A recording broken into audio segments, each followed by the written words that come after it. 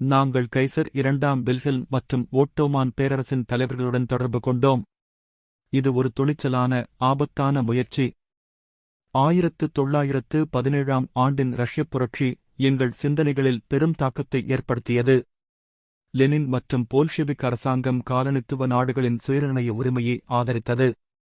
இது எங்களுக்கு ஒரு புதிய நம்பிக்கையை அளித்தது. என் சகோதரரும் நானும் புரட்சிக்குப் பிறகு மாஸ்கோவிற்குச் சென்றோம். அங்கு போல்ஷெவிக் தலைவர்களைச் சந்தித்து 70 மில்லியன் இந்திய முஸ்லிம்கள் சார்பாக ரஷ்யப் புரட்சியை வாழ்த்தினோம். பிரிட்டிஷ் ஒடுக்குமுறையிலிருந்து இந்தியர்களை விடுவிக்க அவர்களின் உதவியை நாடினோம். லெனினுடன் நாங்கள் நேர்காணல் செய்தது எங்கள் வாழ்வில் ஒரு மறக்க முடியாத நிகழ்வாகும். இந்த சந்திப்புகள் சர்வதேச புரட்சிகர இயக்கங்களுடன் எங்களை இணைத்தன.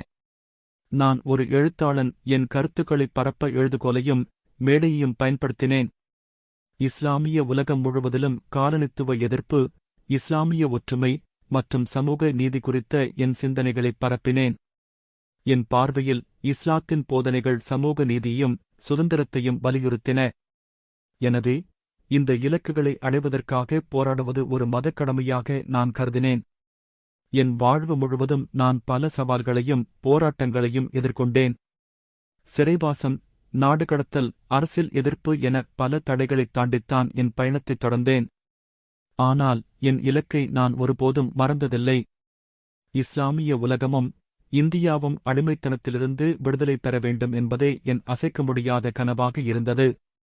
நான் ஒரு தனிப்பட்ட குடும்ப வாழ்வை பெரிதாக கொண்டாடவில்லை. என் வாழ்வு ஒரு பெரிய இலக்கிற்காகவே அர்ப்பணிக்கப்பட்டது. என் சகோதரர் அப்துல் ஜப்பார் கைரி என் வாழ்நாள் முழுவதும் எனக்குத் துணையாக இருந்தார். நாங்கள் இருவரும் ஒருவருக்கொருவர் துணையாக இருந்து இந்த கடினமான பாதையில் பயணித்தோம். காலப்போக்கில் என் அரசியல் சிந்தனைகளில் சில மாற்றங்கள் ஏற்பட்டன.